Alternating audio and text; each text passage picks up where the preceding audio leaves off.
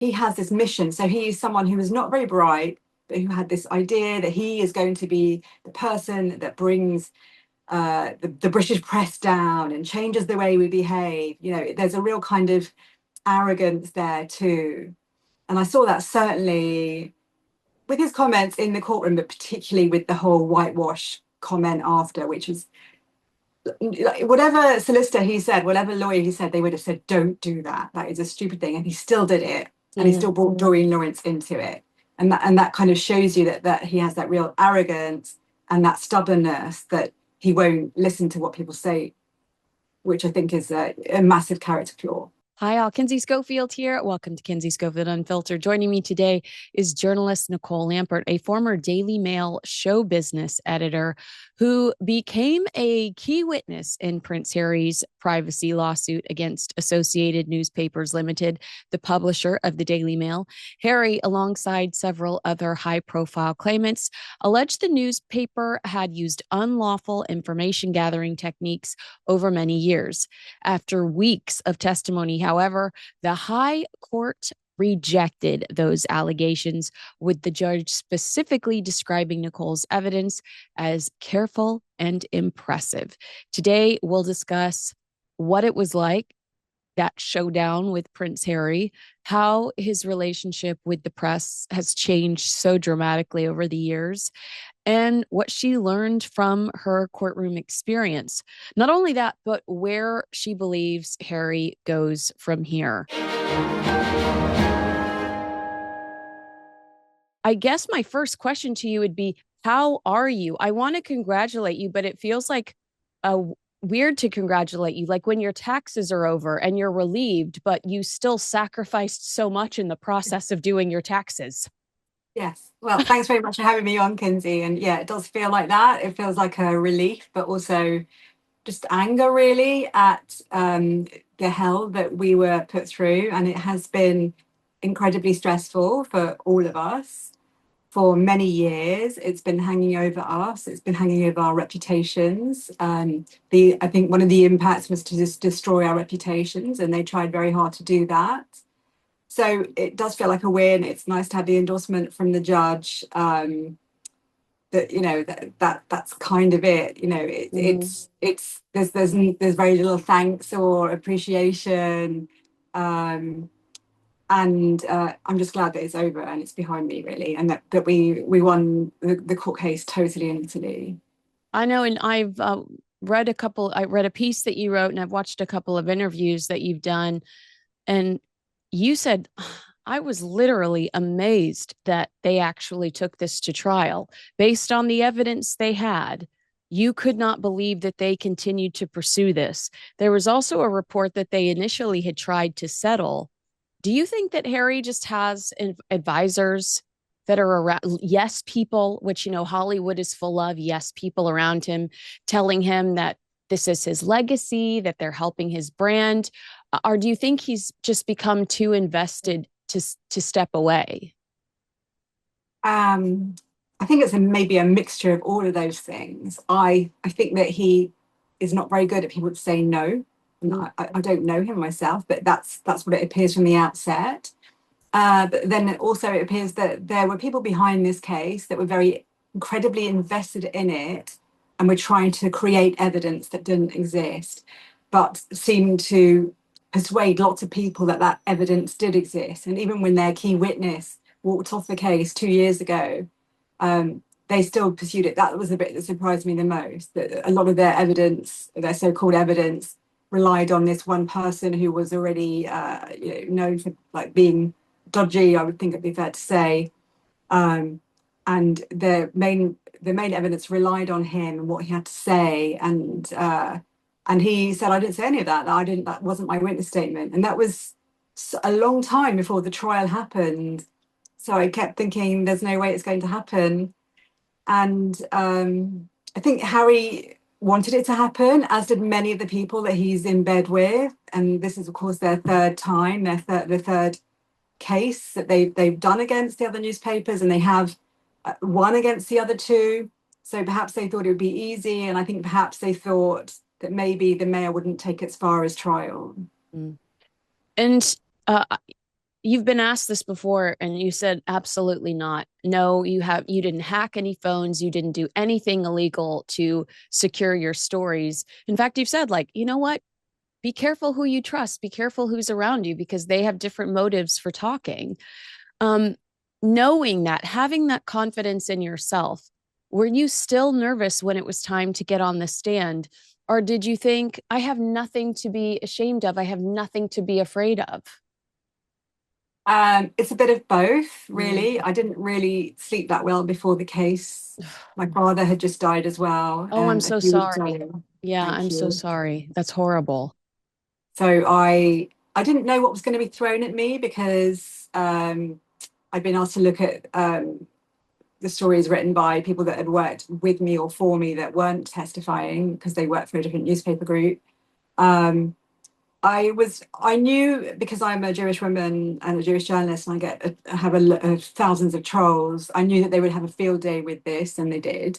Mm-hmm. So that was, I suppose, in some ways my biggest fear. Mm-hmm. And I've been in a courtroom only to report on it. I've never been in the dock before, so I was terrified about that whole process. And you just don't know what's going to be thrown at you. And I did, and you don't know, there are miscarriages of justice. You don't know what's going to stick, what isn't. So I did worry about my entire reputation, my entire career. Mm-hmm. This is my career. I'm a freelance journalist, so I don't have a newspaper to fall back on. I have to pay a mortgage and all the stuff that people have to pay. Journalists aren't paid that well. So Mm-hmm. it was incredible stress. And I was worried, even though I knew I was innocent of everything that they'd thrown at me. You still don't always know if that's going to be enough.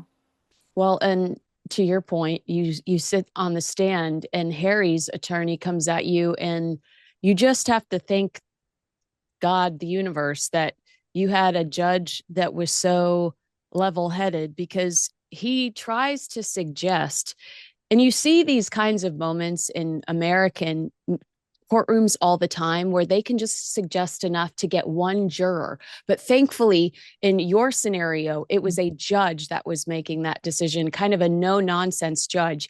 And Yeah. Harry's attorney throws at you the idea that you could have potentially hacked the police, a government entity. And the judge is like, excuse me? I mean, what was that like? Because I can't imagine that you hell, I mean, I would not be able to compose myself. I would be like, this is a completely insulting and insane.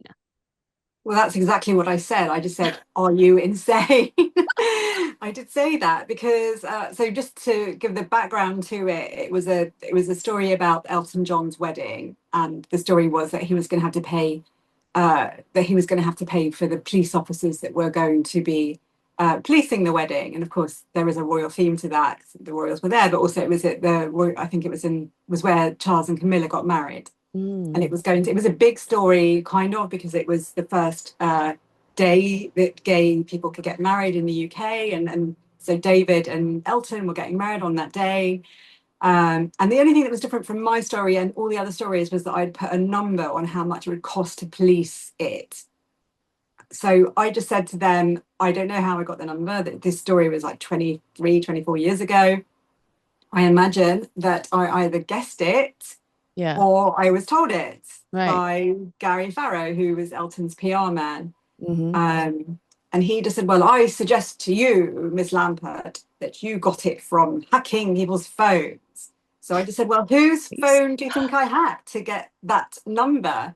It's like, "Well, I don't know, the police, the this." And that's when I said, "Are you insane? Yeah. You think I would hack the police?" And that's when Justice Nicklin said, "Are you suggesting that Ms. Lampert was hacking the police?" And he just kind of like, "Oh, and just kind of moved on to the next. And that's what it felt like. It felt like um, allegations were simply being thrown at me as like confetti being thrown in the hope that one would stick. Mm-hmm. And nothing did. But actually the weird thing was that the stuff that they'd alleged I'd done in their own witness statements, none of that was put to me, because I think even then they knew that it wasn't true and it wasn't worth suggesting that I had the suggestion was that I had tapped Jude Law's telephone, or I had commissioned people who had tapped Jude Law's telephone to get stories about Sadie Frost. So, and they didn't even ask me about that. It was mad. They were just, it was really a fishing exercise to try and put the Daily Mail on the dock. And it did feel like we journalists, whose reputations and livelihoods were at stake, we were just part of a much bigger game. Oh my gosh. And the fact that they released a press release prior to this going to court where they include some of those allegations that they never actually confront you about in the courtroom, or the others in the courtroom, it does make you feel like this was all just an effort to convince the public.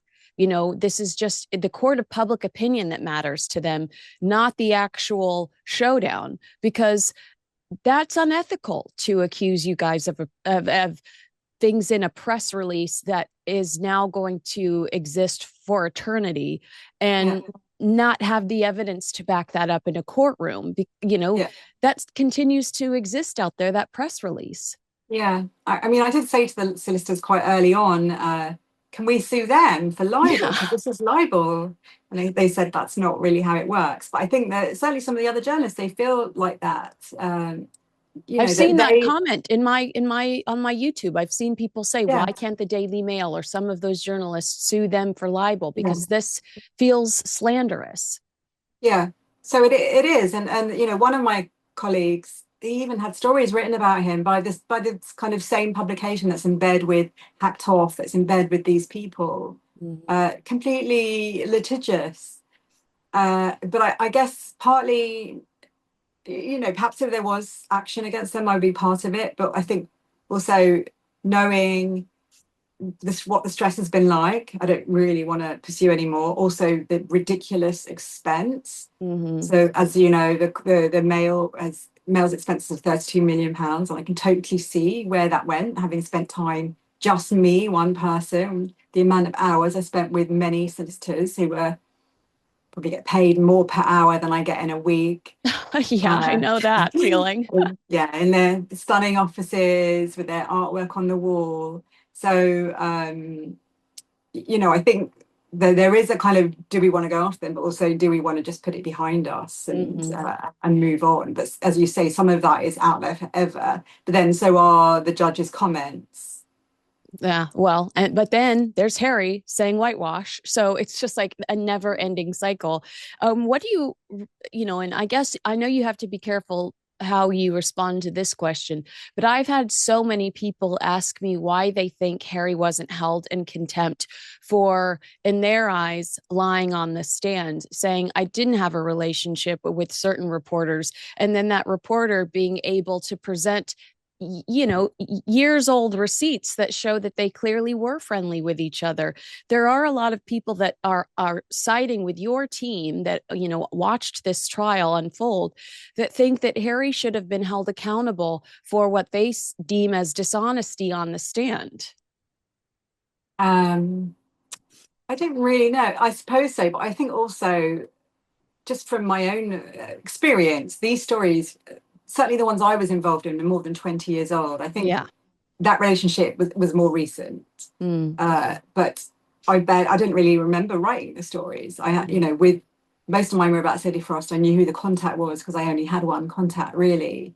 So it could just be that you can forget things. And I think that, the judge recognized that for all of us that were talking about stories that were more than 20 years old.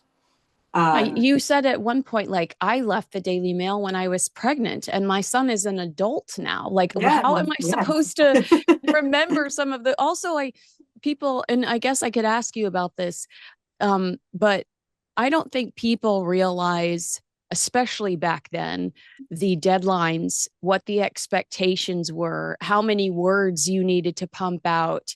It was just high stakes, and you were, you had to act so fast. So I bet on Friday, you couldn't tell your husband what you wrote on Monday. Yeah. And I've written 2 stories today. I've done an interview. So I can't even tell you what I wrote yesterday. Yeah, So I yeah. mean, obviously I'll remember doing it, but I've written thousands of stories in my lifetime. So yeah, and exactly, my son is going to be 20 soon. He's at university, and so this all happened before an entire human life was born. I know. So it is an entire lifetime ago. So in terms of whether, I hope that, I think what we're all hoping for is that the judge, when he makes his final decision on damages, comes out strongly on the male's behalf, that they get their money back and all of that. I mean, there won't be any of that for us. But Hmm. the judge makes that clear that this was a nasty case coming after journalists with no evidence at all, and it was a really malign case and should never have seen a courtroom and should certainly never have been hanging over us for this amount of time, and the effect it had on many of us, on our mental health, on our reputations. Uh, that you can't put a number on, really. Hmm. But the sad thing is that we journalists, we won't be getting any of that money. I know, That would because be you've good. wasted years of your life, trying to prove yourself. And I Yeah, mean, how unfair when Harry just wakes up, smokes a bowl, and goes surfing in Montecito, but, yeah. allegedly, according to me. Um, Harry often suggests, and he does in Spare, that there's a coordinated campaign against him. You've worked in newsrooms, you've been around royal reporters. From your experience, is royal coverage really that orchestrated, or did Harry just give us plenty of content? Yeah, it's definitely the latter. Harry gave us plenty of content. And I remember specifically around the time he just married Meghan, and even, this whole racism thing about him and Meghan, the press was so behind Meghan. Mm-hmm.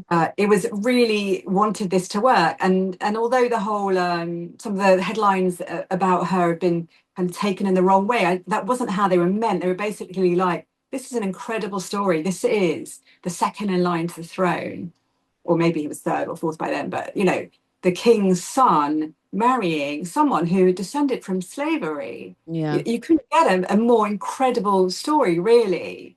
But perhaps she saw that wrong. But but that it was meant to be. Wow, this is an incredible. Even among stories of princes and kings or whatever, this is a fairy tale story. But I suppose quite quickly, of course, people are quick to attack, and the press is merciless.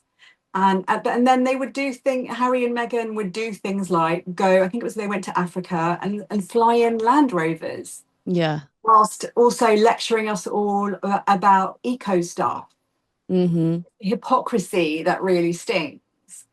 And it became quite clear that they only wanted to do various things, and that also hurts, because I think Meghan, being American, maybe didn't understand that it's not a fairy tale, and it's not even that nice a job, really. You are completely in the public eye. And while, yes, you get to dress wet and beautiful outfits and go to amazing things, you often spend a lot of time opening hospital wings, going to old age pension homes. And that is the daily ins and outs of life in the royal family, which is not glamorous at all. Mm-hmm, exactly. Well, I guess that leads to another question I had for you. Do you think that the Sussexes want privacy, or do they simply want editorial control? Because to your point, some of the stories I guess, miscommunicated, and it was like a game of telephone. And it constantly, I even think the royal racist allegations was a game of telephone. Meghan interpreting something Harry repeated incorrectly.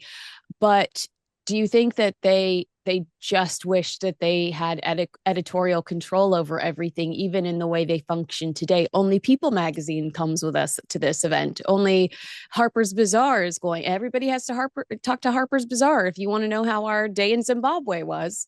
Yeah, well, yeah, is exactly that. And it's the same really for celebrities in general, I think. A lot of them are doing less interviews, they're putting their stuff out on Instagram. So it's all perfectly curated. And that's totally what Harry and Meghan do. I mean, if they wanted privacy, he certainly wouldn't have written Spare. They wouldn't have done the Netflix, they wouldn't have done Oprah.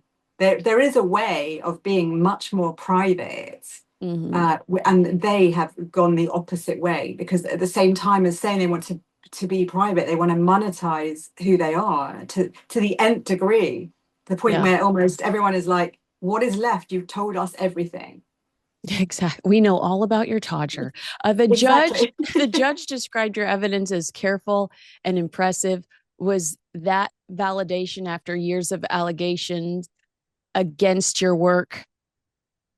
I mean, was it a breath of fresh air? Was that what you were most texted about when that 400 pages dropped? Were people like, oh my God, this line? Is that what you're most proud of throughout this process? It certainly is nice to have. Mm. I'm not sure I don't know, this process is not something I'm proud or not about. And just, I suppose I'm proud that I did myself You proud. survived. I Yes. survived. And it's nice to have for when I guess I've got those words for any time anyone still comes to me, and they still do, with the headline from the case, which was ex-Daily Mail showbiz editor denies phone hacking. So of course that still links me with it. So that headline is often still being thrust under my Twitter feed or whatever.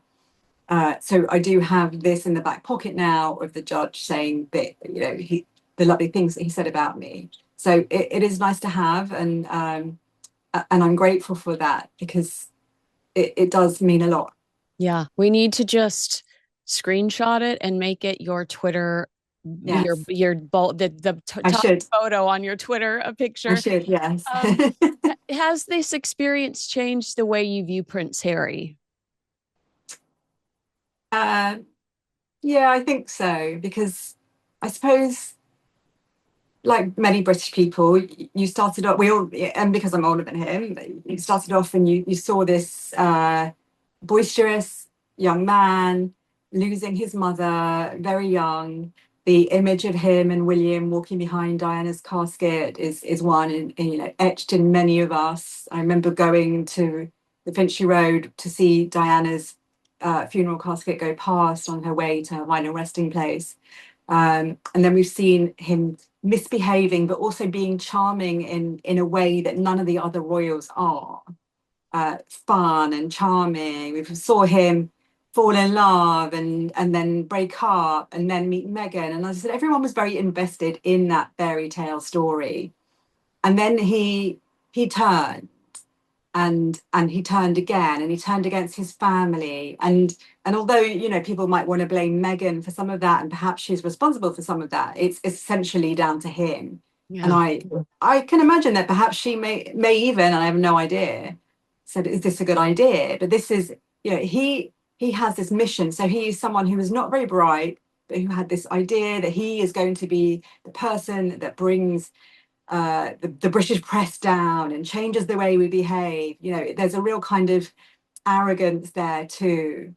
And I saw that certainly with his comments in the courtroom, but particularly with the whole whitewash comment after, which was, whatever solicitor he said, whatever lawyer he said, they would have said, don't do that. That is a stupid thing. And he still did it. And he still brought Doreen Lawrence into it.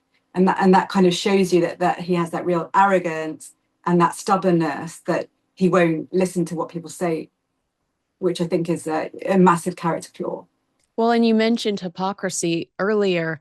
After everything you've been through personally, do you have any sympathy left for Harry's argument that the press caused lasting damage in his life? Because, the press that they pursued before they even got into the courtroom, as we discussed a few minutes ago, is going to cause lasting damage on your life. So, I mean, he's guilty of the same thing that he is constantly complaining about. Yeah, no, well, you make a really good point. And I suppose I feel sorry for him. I feel sorry. He's born a royal, which you think, wow, it's amazing, you're a prince, but it's not fun. And I think we can see it with the kind of the prince of Britain's other royals, the Beckhams and Brooke and Beckham, and there's real kind of parallels between them. The kind of so I feel very sorry for anyone who's the child of celebrities, and even more so for the royals. I feel sorry for Prince George when he has to wear this suit in the boiling hot weather, and all of that kind of stuff. I think it's a very difficult life to lead, and I wouldn't wish it on my worst enemy. I really wouldn't. But no, it's not the press that's responsible for all the bad things that have happened in his life. And often he will use the press, try and use them for his advantage, as you said, in terms of the court case. They really attacked us. And I remember even being on journalist Facebook groups where people were like, well, there can be no smoke without fire. People really believed this of us for many years. But at the same time, and also I'm fascinated by the way that Meghan, as a kind of, before she was married to him, she really tried to use the press and would call the paparazzi and all of that kind of stuff, and deliberately targeted key figures in the British press when she came to England to try and meet her husband. Mm-hmm. So I think there are all these elements to it, and you have to learn to work with the press, and we will work with you. And that even happened when Harry, when he was taking drugs as a young man. The News of the World got the story, and a way was worked out with the palace, which, okay, he wasn't happy about that, but a way of it was worked out for the palace so that it didn't come down on his head in the way it could have done. Yeah. Yeah, there were times where the media went out of their way to protect him that he just doesn't acknowledge. Well, you mentioned Meghan. Harry has spent years attacking the media, while Meghan's big business ventures depend heavily on media coverage. How do those two realities coexist, or do you wonder if that ever creates tension or problems? Because to your point, she is aware that they need some positive media. Do you think that they just meet in the middle, and the middle is they've got a friend at People Magazine? Yeah, I think it is. I think they'll go with the press that works with them and for them. I don't know whether it's good or bad for them that whatever they do creates a fuss, and certainly in the UK, the press do not like them very much. So almost everything she does is criticised, but it's still given press, and they say that there's no such thing as bad publicity. So certainly we always know when there's a new Netflix show or whatever, because it's discussed ad nauseum. But perhaps it's different in America or in other countries where perhaps there's more empathy for them. Certainly, it's quite an interesting, it's a kind of interesting binary, even in this country, where you'll get the more people that call themselves progressive will be on the side of Harry and Meghan, almost whatever they say. Yeah.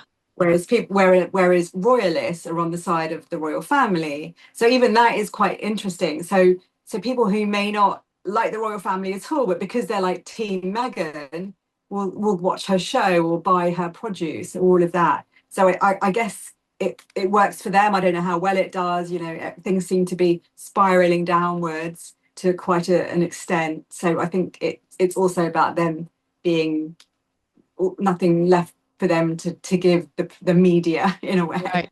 Yeah, it does seem like during the George Floyd riots, that's when they bring up the racism allegations. That's when Meghan starts speaking out, and it felt like they were, in my opinion, taking advantage of a terrible cultural moment in the United States. And they used it to elevate themselves. I mean, we've seen other people do it, but then the British royal family is like, that's simply not true. That didn't happen. And I think that years have passed, actions speak louder than words. And we recognize that the royal family are not, to quote Prince William, very much not a racist family. But I do think that that's where it became almost a political movement, where you see people on the left here in the United States side with Prince Harry and Meghan, and then people on the right who are typically royalists, even in the United States. They just think that Harry and Meghan are so destructive, and they want to support the monarchy. So we see that even here too in the States. You mentioned facing online abuse, and I'm so sorry about that after giving evidence. Did that change your perspective of the public debate surrounding Harry and Meghan, who say that they're bullied, but also to people that campaign against online bullying while never holding their own fan base accountable for some of the harassment that they dish out to people that criticize the Sussexes? Well, I do find them hypocrites in that extent, but I suppose you can't really hold people responsible for the trolls in their name, apart from, and I don't know if they ever have, but they could say, please don't ever attack people in our name. And they haven't, but they no, should. so they definitely should. Yeah. Certainly, royal reporters that I know have had a horrendous time from Harry and Meghan fans. Really nasty stuff, and I think anyone who attacks Meghan for anything is instantly accused of being racist, and again, that's wrong. And just to go back to what you were saying before, I think Meghan going into the royal family, it was a real kind of cultural difference, not just because she's biracial, but because she's American as well. And I think she probably went into the royal family expecting one thing, and it's something totally different. And I think even me, as a British Jew and a British middle class, normal person, if I'd gone to the royal family, I would have found bits of it uncomfortable and othering and all of this stuff, because there's a hierarchy, there's a whole different world. I don't think it's necessarily racist, it's just difficult for outsiders, as Princess Diana found, I'm sure as Princess Kate's found as well. Mm-hmm. It's very difficult for outsiders to come in. And I think that they, as you said, I think they kind of use that to their advantage. But to call the royal family racist, even if that comment was made, it's the way it's said. As lots of people discussed after the Oprah interview, is it like saying, will your child have red hair or whatever? Is it like that, or is it said with horror? And each time it was kind of said, it was like done in a different way. But then you also had Harry say, they're not racist too. Unconscious bias. Yeah. Yeah. Yeah. Yeah. I mean, perhaps there is unconscious bias in the royal family, and I think there's unconscious bias in most places. But I think the thing is not to necessarily attack them, but to try and use something as a teachable moment, and not basically shout racist from across the Atlantic in front of millions of people around the world. Mm-hmm.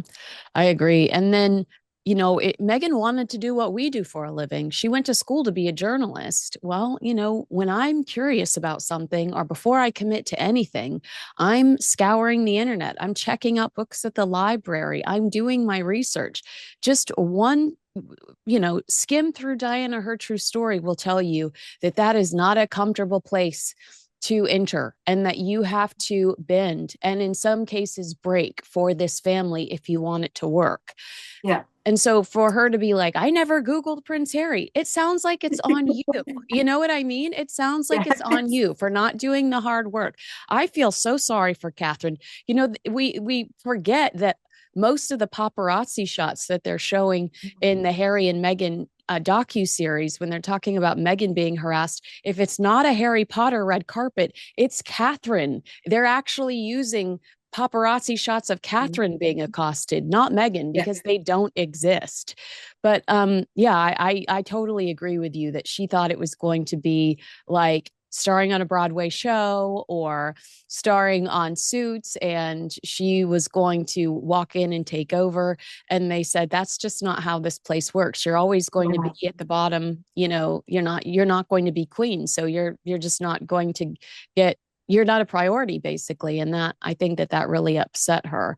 Has Harry's campaign against the press ultimately strengthened the palace's belief that never complain, never explain still works? Yeah, I think so. And I think the whole thing about the royal family is, with celebrities too, is enigma. And I think, that's why, for example, Kate Moss has done so well over so many years. Like, hardly anyone even knows what her voice sounds like. And it's because you want that mystery. I am fascinated by Kate or Catherine. I know we should meant to call her Catherine, but everyone in the British press calls her Kate, because we really hear so little about her. We know really very little about her even now.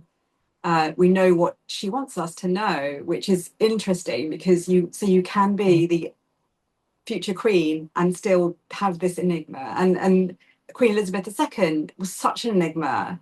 No one knew. Even if to look at her, and I saw her, a few times in the flesh, you wouldn't know what she was thinking. And I think there be that mystique around the royal family, because there has to be that dividing line between celebrity and royal family, because the whole idea of the royal family is that this is from God, if you believe in this, but this is else put this family in particular on a pedestal, particularly as they're not terribly bright or good at anything else. Why put them on a pedestal? And there has to be a mystique about them, and that mystique is totally gone if you're learning about their penises and stuff like that. So I think good on Kate for keeping silence, and good on the royal family for only complaining or explaining when they absolutely have to. And even though as a journalist I'm desperate to know more about them, No, I as know. a Brit, I also think it's good if we want to keep, if the royal family want to stay as they are, if they want to be kind of adored, then they have to keep that mystique. We do not need to know everything that's going on about them. We don't need to know about their fallibilities or how human they are, because really one of the reasons people worship at the altar, literally, of royalty is because they're meant to be almost superhuman, special humans. Whereas the more we hear about how very human they are, the more we're like, well, what's the point? Yeah, Why are we meant to adore you? exactly. Well, I could do that too. Why do I not get to live in Windsor Castle? Yeah, Um, exactly. it's interesting because William and Catherine have, they have basically created this incredible skill, because I don't really, and I apologize if people disagree with me, but I don't necessarily see it in King Charles, and I never saw it in Prince Charles. But William and Catherine give us micro tidbits that don't overshare, but oh my gosh, don't we love knowing that Louis and sweet Charlotte love Taylor Swift? Oh, I'm gonna, oh my God, I'm gonna think of them every time I listen to Taylor Swift now. Yeah. But they don't overshare to the point where we go, no, they're uninteresting to me anymore because I know too much about them. It's just, I don't know how they know when not to cross the line, but they have executed that so beautifully over the last few years. You're right. Yeah, no, I think you're right, particularly with her cancer journey. She's given us just enough. There were complaints, of course, when she was silent, but for very real reasons, she decided to give that news out when she did. Mm-hmm. Um, but also, when she climbed the three peaks and all of that, and talked about her journey and how important it was, and so you just get a tiny little window into how she's feeling, which is, whereas Meghan would have done an op-ed to the New Guardian York or something. Times would have the Yeah, exclusive. Yes, exactly. exactly. So, Yeah. and of course, this goes out to everybody because they have to be the people's royals, and I think that is just a little bit of perfection. I mean, really, I think the William seems to be quite cold, so maybe you want him to be a bit warmer. Mm-hmm. I think when Harry was in London recently, in the UK recently, we saw him kind of preparing for the Invictus Games and joking around with people. We miss that joviality in the royal family, actually, and so it just, to me, it served to show what a shame it is that Harry has turned out the way he has, because otherwise we could have done with him, really, like So I bring like the wonder, rest of the world. do you wonder if that's why we're seeing more Prince Louis, because he's light and he's sweet and silly and fun. And yeah, I mean, in to also, while Harry was there doing his redemption tour, there's Prince William kissing Catherine on the polo field and holding her hand. So I do think that he is making more of an effort to not be so stiff. But Yeah. and even, oh my gosh, dancing at the Taylor Swift concert, that was biblical to me. I really enjoyed his moves to shake it off. But I do agree that, he is much, there's been an evolution in him, and maybe that is because Harry's gone, and he doesn't want to look like as stiff as, King Charles, getting out of the car, messing with his cufflinks every time. Yeah. And yeah, I don't know. I want to mention this. I have a few more questions, then I'll let you go. You've been so gracious with your time. Thank you. But I loved, you wrote this piece in the Telegraph, and there was a paragraph that I thought, well, it really spoke to me. It says, the Duke, in his desperation to attack those whom he believes hurt him, has been like a flailing creature who never cared who was caught in the firing line. Today he'll be feeling bruised. Good. That defines him in the last 6 years of his life, period. Did he not Yeah. think about Queen Elizabeth when he sat And down with Oprah Winfrey and Prince Philip? yeah. Did he not think about how his grandmother was fearful of this new book that remember they were teasing the book that was going to drop before she died and the book that would drop after she died, that had to concern her. Yeah. His father and Catherine, their cancer. It just felt like they were tossing grenades over your way without considering the consequences. Yeah, I think you're absolutely right. And bringing up those points, it does remind me, Prince Philip died. Was it after Oprah or it was, yeah. And it was just, uh, he was dying when they did it. And Mm-hmm. you would have thought they would have pushed it back or just not put it out. But the lack of sensitivity is astonishing. And you would have thought that once his father knew he had cancer, and that again that Kate did, that he would make more of an effort. But I suppose by that point the trust had been completely gone. But in his desperation to hurt those who he feels has hurt him, he has been flailing out, and I really feel like we were just caught in the crosswinds. He doesn't know me. I've never wrote for the Mail about him, but this was really all about him and bringing in Doreen Lawrence and bringing in the others. This was his case, and he was determined to hurt us. And just like the little people that work for them, the staff members, all of that, they try and pretend they're all this kind, social justice, blah de blah, all for charity, whatever. But they don't care who they hurt in the meantime. Mm-hmm. It's part of their own desires. It's all about that and not thinking about the consequences of the actions that they take part in. It's true. And you mentioned the bullying you received, the anti-Semitic bullying you received online in reaction to being drug into this case. Someone commented on your Telegraph article, interesting that anti-Semitism has shown up again in regards to Harry. Um, Obviously, there was the Halloween costume, but there have been some things recently that are really concerning to people in the Jewish community and supporters of the Jewish community. Does Harry realize that he's developing a very negative reputation? Harry visits Jordan, where he's photographed with Hamas supporters. His New Statesman article doesn't acknowledge October 7th, Archwell's donation to that Wisconsin-based Milwaukee Muslim Women's Coalition that were being so hateful online. I mean, he needs to be more careful, especially if he's going to try to insert himself in the conversation about anti-Semitism with op-eds. Yeah. I mean, I just wanted to read out what he said. He said he was speaking out because staying silent would allow hatred and extremism to flourish unchecked.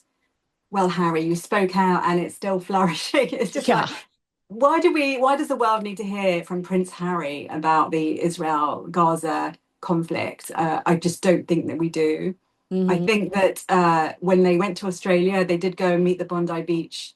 They did go and meet some of those people there, and I think that showed the importance and how they can still carve out that place in the world just by doing things like that. And similarly, up until that final visit in Jordan, of course, yeah, go to Jordan and meet the people affected by the war. We don't need to hear your points of view because whatever you say is going to upset someone. It's such a binary and difficult conflict that someone who is not steeped in it and really doesn't know what they're talking about just feels they have to say something because they're so important. No, we don't need to hear from you. Really, it's not a good idea. I don't think Prince Harry is anti-Semitic, but also when he came to the UK recently, the first person he was photographed with was Miss Anne Harriman, who's the South Bank chair, who's caught in a anti-Semitic dispute at the moment. Had to step down from his charity over it. Yeah, so I just rather not know what he thinks. I don't think it's helpful, but as I say, on the other side, and that's the thing that I'm torn slightly. Harry could have been great. Yes. So when he and Meghan went to see the Bondi victims, that that gave them a sense of being seen. But do you realize that that visit specifically was almost immediately canceled out by the fact that she had uploaded pictures of her embracing those victims on her AI app so you could shop her closet?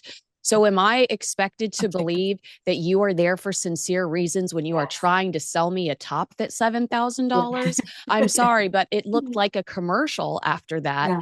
And then all Which is goodwill out the horrendous. window. Yeah. It's horrendous, and it's it's just a real shame that things have turned out in the way they have. And I think, just to go back to almost from the start, but when Meghan joined the royal family, it felt like she could be kind of almost that missing limb that they don't have, because yes, they are all white and they are all Anglo-Saxon, and they are all English. And this was someone coming in with a completely different story and with energy, and who seemed to have her heart in the right place. But because they are not, because they don't have someone to advise them, or if they do, they don't listen to their advisors. Even something that could have just been a positive thing, going to see the victims of Bondi Beach, turn into a negative one where it became about her selling clothes. And did they not have anyone that could just say, no, that's going to look really crass and awful? Or if they did have someone and they said that, why don't they listen to their advisors? Right. Well, let me ask you this final question. Looking ahead 10 years, do you think Prince Harry will be remembered more for Invictus, which is certainly something he wants his legacy to be? Or do you think he's going to be remembered for constantly being at war with someone, whether it's his family or the media? I think it will be the latter. Sadly, Invictus seems to be like a very good thing. There's no bad to it. But of course, he's almost blew up his entire family. As he said, he hurt his grandmother, the Queen. His brother's not talking to him. He's hurt his father, the King, who barely knows his grandchildren. He's met them twice. This is really sad. And of course, he was also he's been at war with his own country. He's been at war with the press. He's been at war and everything. And where's he come out, really? I'm hoping that the Mail wins big in a few weeks when the judge pronounces how much they're going to have to pay, and Harry's going to be pouring every single cent from this case. Well, Nicole, I'm going to link your Instagram, X, and Substack below. So if you want to continue to follow Nicole, are those where you would prefer people to follow you, or is there another option? Yeah, I'm on X as well. Yeah. Okay, well, I'll make sure to link those below. It's been so fun to get to know you. I know this is a difficult topic, and again, I'm so sorry for what you experienced. But you come out on top. You come out the bigger person. You've proven that you are an excellent journalist that managed to get incredible exclusives through, what do we call it? What did they call it back in the day? Like gumshoe journalism. Like you hit the pavements, you had the contacts, you did your due diligence. And that's something that Harry and Meghan aren't familiar with, doing their due diligence. Otherwise, Harry would have been photographed with that guy the second he landed in the UK. But you're an excellent journalist, and I appreciate your time today. Thank you so much. Thanks for having me on. Absolutely. Agree with us, disagree with us, let us know in the comments below. Make sure you like, subscribe, and share this video with a friend. Thanks so much for watching.